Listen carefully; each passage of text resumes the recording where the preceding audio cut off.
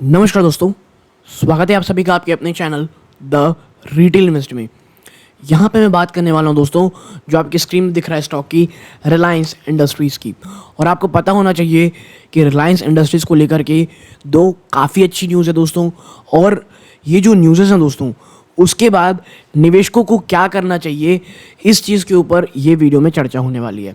आपको पता होना चाहिए कि भैया मंडे को यानी 21 तारीख को रिलायंस इंडस्ट्रीज़ का जो डीमर्जर होकर के रिलायंस जियो फाइनेंशियल सर्विस बनने वाला है, वो अब लिस्ट होंगी दोस्तों।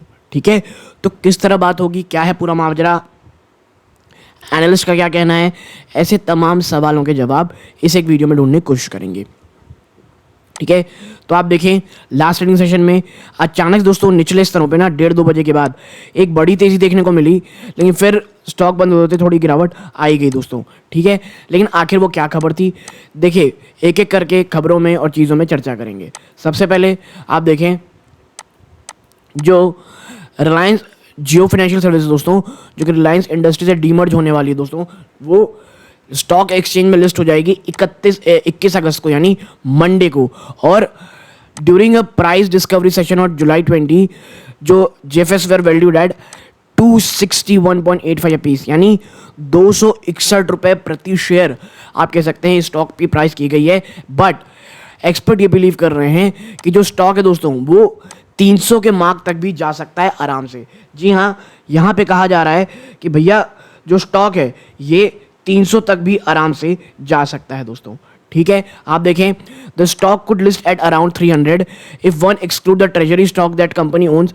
जियो financial values as a percentage of its net worth is far lower than what NBFC companies per PS commanded. ठीक है, यानी अभी भी स्कोप की बात कही जा रही है कि स्टॉक में स्कोप होगा बढ़ने का, आप कह सकते हैं तेजी बनाने का।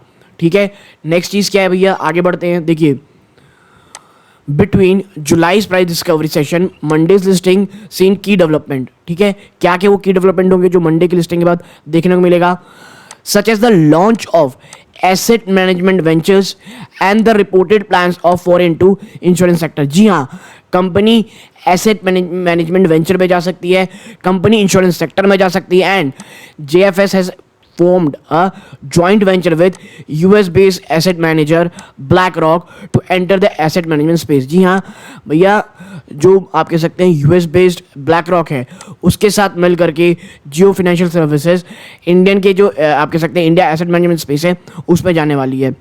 Now just however will see witness selling pressure from exchange traded fund ETFs and index fund। जी हाँ, ये चीज़ याद रखिएगा, जब ये लिस्टिंग होगी ना तो जियो फाइनेंशियल सर्विस को एक बहुत बड़ी सेलिंग प्रेशर का शायद सामना करना पड़े।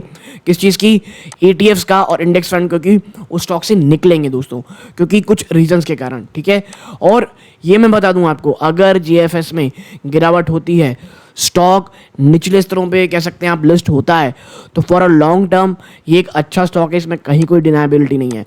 आप आगे देखिए, एनालिस्ट ये बिलीव करते हैं कि जो डीमर्जर है दोस्तों, ये एक मास्टर स्ट्रोक है from oil to telecom conglomerate का।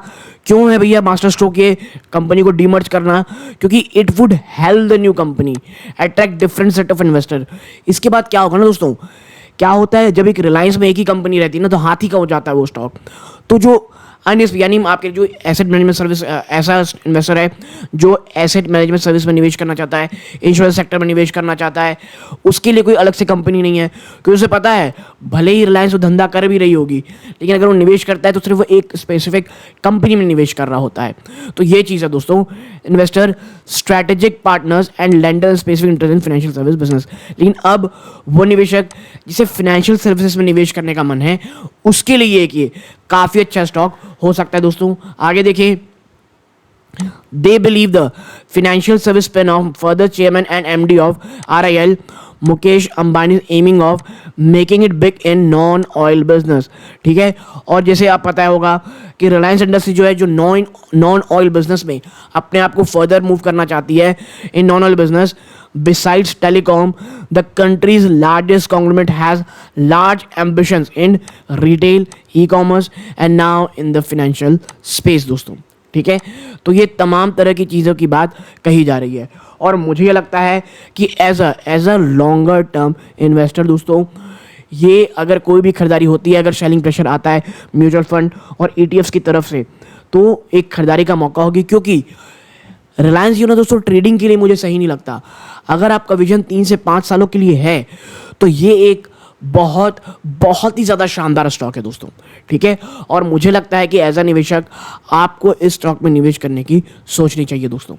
तो यहाँ तक जुड़े रहे, इस बात का बहुत बहुत धन्यवाद। ये इस वीडियो का अंत है। जय हिंद।